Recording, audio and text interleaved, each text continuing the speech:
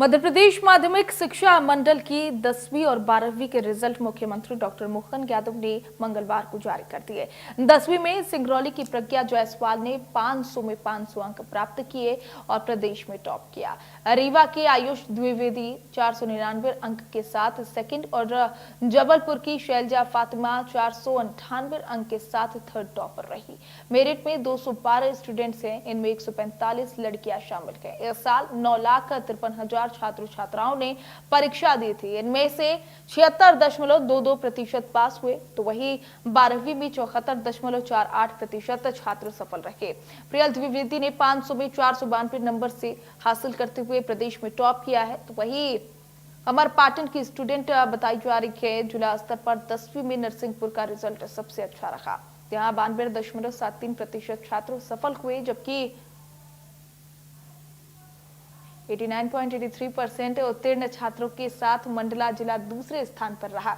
CM house में आयोजित कार्यक्रम में डॉक्टर मोहन यादव ने कहा कि असफल विद्यार्थी खुद को फेल ना समझे, उनको परीक्षा का एक और मौका मिलेगा। तो बेटियों ने हर बार की तरह फिर बाजी मारी है। सारी बेटियों को मैं बधाई देना चाहता हूं। 10वीं और 12वीं में मेरिट लिस्ट में जो हम आंकड़ा देख रहे हैं, मेरे पास जो रिजल्ट शीट आई है उसमें बेटियों की संख्या अधिक है और ओवरऑल उत्तीर्ण होने वाली बेटियों की संख्या भी लड़कियों की संख्या का प्रतिशत भी अधिक है। हमारी बहन बेटियां हमारी शान है, इसीलिए हम उनको लाडली बेटी कहते हैं, लाडली बहना कहते हैं। मैं अपनी ओर से हमारी सभी बहनों को बेटियों को बधाई देता हूं। 10वीं में टॉप करने वाली बेटी का नाम अब मैं आपको बताने जा रहा हूं, प्रज्ञा जायसवाल। ये मध्य प्रदेश में 10वीं बोर्ड में टॉप पे आई है। इसको बहुत बहुत बधाई। 500 में से 500, एक भी कम नहीं आया। मैं तो ये सोच के परेशान हूं और मैं उस बच्ची से जरूर मिलना चाहूंगा, आखिर करा क्या, कितना अच्छा लिखा होगा उसने। दूसरी बेटी सतना की है प्रियल द्विवेदी, ये 12th में टॉप कर रही है, इसको भी बधाई दे रहा हूं मैं। ये है सतना की